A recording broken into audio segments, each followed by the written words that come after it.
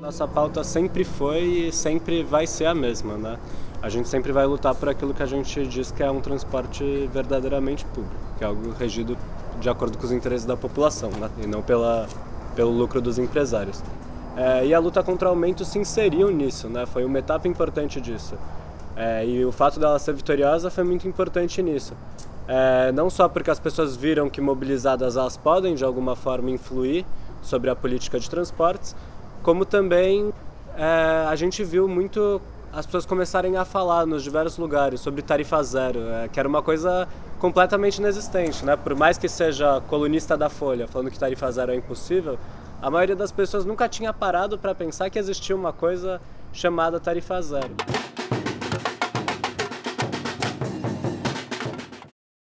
Desde maio de 68 existe esse tipo de movimento que tem algumas características comuns, totalmente imprevisíveis, decorrem de uma causa aparentemente mínima e muitíssimo menor do que o impacto que eles têm, mobilizam muita gente, sobretudo jovens, extrapolam completamente a pauta dos partidos políticos, reembaralham as cartas e raras vezes têm um efeito imediato. Mas a médio ou longo prazo isso fica. Ninguém lembra hoje quem foram os deputados da vitória esmagadora da direita após o maio de 68 na França, mas todo mundo lembra de maio de 68. A relação disso que ocorre no Brasil com os movimentos Occupy, a relação com os movimentos da Primavera Árabe, as relações com os indignados na Espanha, essas relações elas são evidentes, inclusive no que diz respeito às pautas. As pautas são muito parecidas. As pautas são uma democracia mais participativa, uma democracia real, construção de uma política de combate à desigualdade que passe pela capacidade que o Estado tem de fornecer serviços públicos de qualidade. A rede distribuída serviu para que os manifestantes pudessem chamar pelas páginas do Facebook, principalmente, pelo Twitter, uma série de eventos que não seria possível sem a existência da rede. A gente já tinha visto algo semelhante no Egito da Praça Tahrir, no 15M da Espanha, de certa maneira na explosão que aconteceu na periferia de Londres e estava acontecendo na Turquia.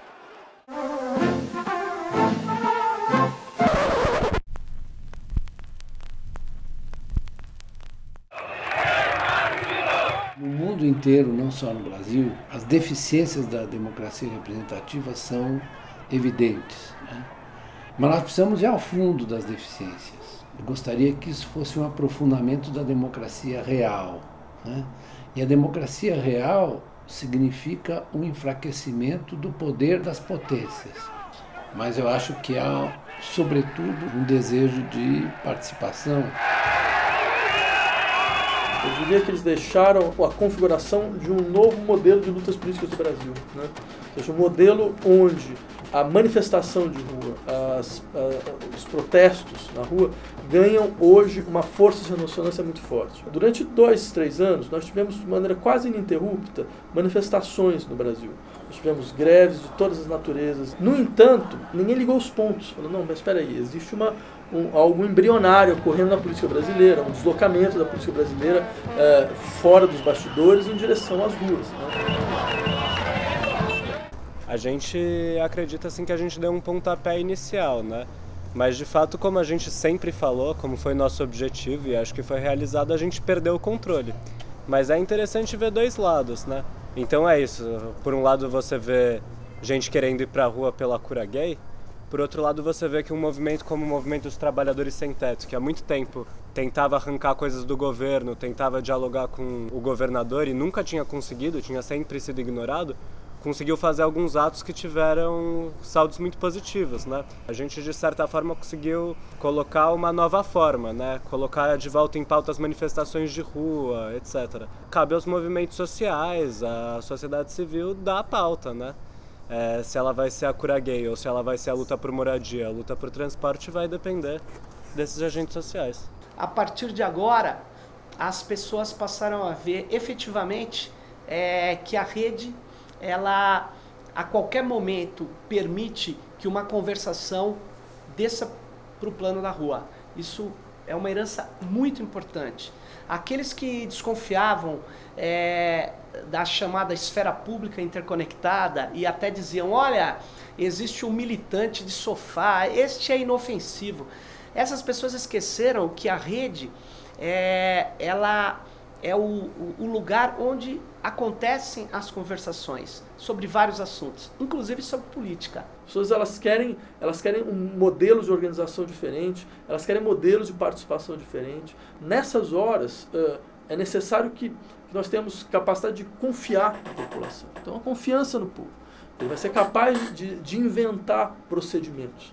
Certo? A democracia é invenção. A compreensão você só vai obter pelo debate, pela discussão limpa, pela discussão sem preconceitos, pelo debate público, pela reconstituição da esfera pública. É nessa direção que eu acho que esse movimento tem que evoluir, né? De criar fóruns de discussão em que as pessoas possam colocar as questões, cada um possa colocar sua opinião livremente, sem a coação, sem a hipocrisia dos grandes poderes, né? Que querem se apropriar de tudo. É preciso que se criem esses fóruns. Quanto mais se discuta, quanto mais se aprofunde a discussão, quanto mais espaço tem de discussão, mais ganha a causa da liberdade. É muito difícil quando você coloca ideias e palavras e conflito e contradição e discussão, é muito difícil vencer o autoritarismo.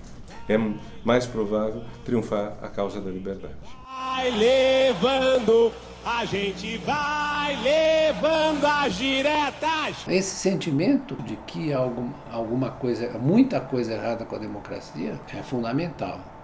Mas é fundamental que se ultrapasse esse limite do sentimento. É preciso que se classifique ou que se indique claramente quais são as questões fundamentais que vão levar ao aperfeiçoamento da democracia.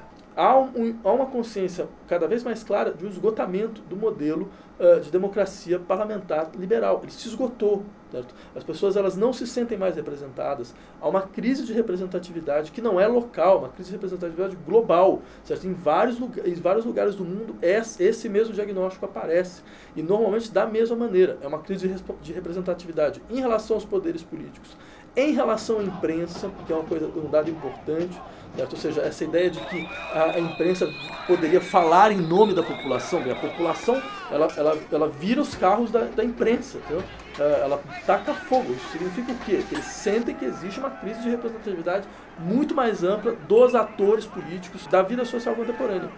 A representação não resolve todos os problemas da política.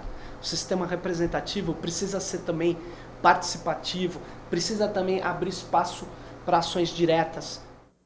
Buscamos respostas, todas elas republicanas e participativas, aos problemas que inquietam e mobilizam o povo brasileiro.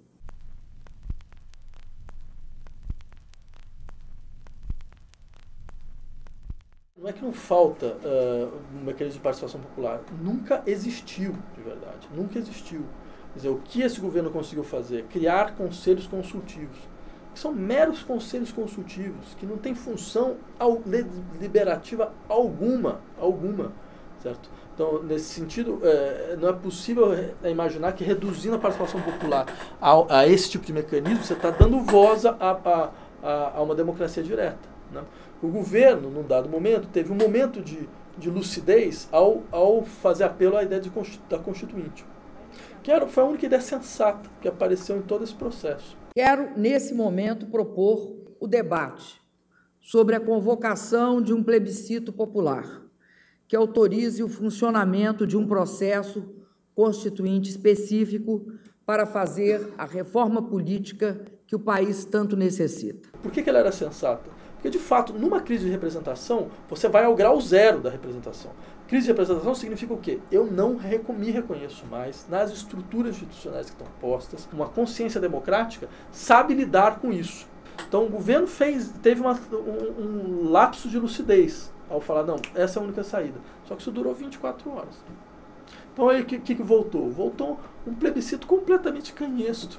Eu não sei se o plebiscito é exatamente uma boa ideia, até porque as questões que provavelmente serão submetidas, caso ele tenha efetivamente lugar, são questões um tanto abstratas e um tanto distantes da questão das ruas. O que nas ruas se colocou não é se vamos eleger pelo voto distrital proporcional, se vai haver mais dinheiro para os partidos vindo do Estado ou não. O que as ruas colocaram é um cansaço muito grande com uma forma de fazer política, que é justamente dos políticos, e por isso mesmo a reforma política, enquanto interessa aos políticos, não é a que interessa a sociedade, e uma exigência de maior qualidade na prestação de serviços. O segundo pacto é em torno da construção de uma ampla e profunda reforma política, que amplie a participação popular e amplie os horizontes da cidadania. Quando nós ouvimos, por exemplo, os manifestantes dizerem que são contra partidos, então, é importante entender o que está por trás disso. Eles estão querendo dizer, ao que me parece, uma coisa muito específica e muito importante. Ou seja, a estrutura de monopólio da representação pelos partidos esgotou também. De onde vem essa ideia abstrusa de que se os partidos eles não forem fortes, a democracia é fraca? Isso não é verdade. Certo? A democracia é fraca quando você tem um poder instituinte que não é ouvido. Aí ela é fraca. Porque aí você tem a corrupção dos partidos, aí você tem a má institucionalização dos processos políticos. Certo? E é isso que nós vimos ocorrer, não só no Brasil, em várias democracias que nós julgávamos democracias maduras. Qual seria a dificuldade de ser partidário? Assim, em 2011 o PT estava apoiando a gente, quando eles não eram situação, quando eles eram oposição. Em 2013 eles já não estavam. E nem por isso a gente vai deixar de lutar por aquilo que a gente acredita, né? Que é o transporte, o tal do transporte verdadeiramente público. E acho que não, acho que isso só fortaleceu o nosso apartidarismo nesse sentido, né? Porque acho que o que a gente vê hoje em dia é muito isso, independentemente do partido, que esteja no poder, o que a gente vê é que para eles conseguirem se manter no poder, eles de certa forma agora estão vendo que eles vão ter que ouvir um pouco mais os movimentos sociais, vão ter que lidar melhor com essas manifestações que estão surgindo.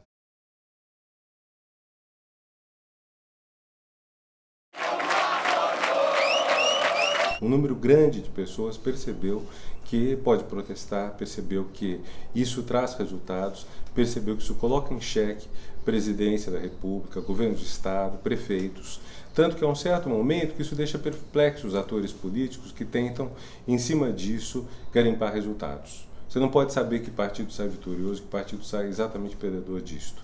Vai depender muito do que vão fazer. Neste momento, o partido que está mais perplexo mesmo é o PT, porque essa era uma agenda, esse era um tipo de lugar, de locus, a rua, que era do PT, e dessa vez não foi. Então, um susto de anormalidade é muito benéfico, inclusive porque há um ano e tanto das eleições, tudo isso pode ser assimilado, pode ser levado em conta pelos nossos políticos das mais variadas tendências. Muitos políticos já estavam achando que tudo se resolveria nos corredores dos palácios e que o parlamento tinha sido capaz de absorver todos os conflitos. Não absorveu. Você tem uma batalha sobre a direção do país, que não é uma batalha eleitoral. Isso que é também muito positivo. As pessoas estão discutindo quais são os grandes problemas, ou o que as incomoda, o que tem que ser as soluções. Acho que a situação dos governantes fica bastante difícil de agora em diante, mas eu acho muito bom que fique, porque eu acho que não podemos continuar numa situação em que se considera normal o absurdo. E acho que esse é o grande ponto que os cidadãos protestaram. As ruas estão nos dizendo que o país quer serviços públicos de qualidade, quer mecanismos mais eficientes de combate à corrupção que assegurem o bom uso do dinheiro público. Esse movimento tem um potencial enorme transformador. Se ele vai se realizar ou não vai depender do que se seguir, vai depender da capacidade de muita gente dentro do movimento de conduzir um pouco a discussão, ou dos grupos sociais que participam no movimento terem capacidade de conduzir o debate numa determinada direção. Ainda isso não tá claro para mim. Eu tenho uma visão otimista disso, né? Apesar de todas as observações que eu fiz aqui, eu tenho uma visão otimista. Acho que a sociedade brasileira estava muito letárgica. Eu acredito que a grande herança que veio é que eu acho que o Brasil descobriu a importância das redes distribuídas. Hoje ninguém tem mais dúvida que as redes sociais e toda a conversa que existe dentro da internet, ela tem uma enorme relevância para a condução do país, para a formulação até de políticas públicas. E tudo isso melhora a nossa sociedade, não piora. Melhora a eficiência do Estado, não piora. Tá vendo esse sintoma? Tá vendo? No fundo, ela é a exposição do impasse de toda a totalidade. Né? Tá vendo esse problema da passagem de ônibus? Não é só um problema da passagem de ônibus. Ele é uma maneira de expressar toda a irracionalidade do sistema econômico atual. Por que essa passagem tem esse preço? Um dos preços mais caros do mundo proporcionalmente. Porque você privatizou. Você privatizou e transformou esse setor numa máfia, que é a máfia que subvenciona várias campanhas políticas de vários partidos. Então, ao escolher um ponto específico, vocês percebem? Eles conseguiram desnudar a irracionalidade de todo o sistema. Né? E aí vem a sua força. Né? Porque com isso todo mundo começa a ouvir. Porque se você falasse, a gente está lutando contra o capitalismo, você vai falar, pronto, mais um maluco.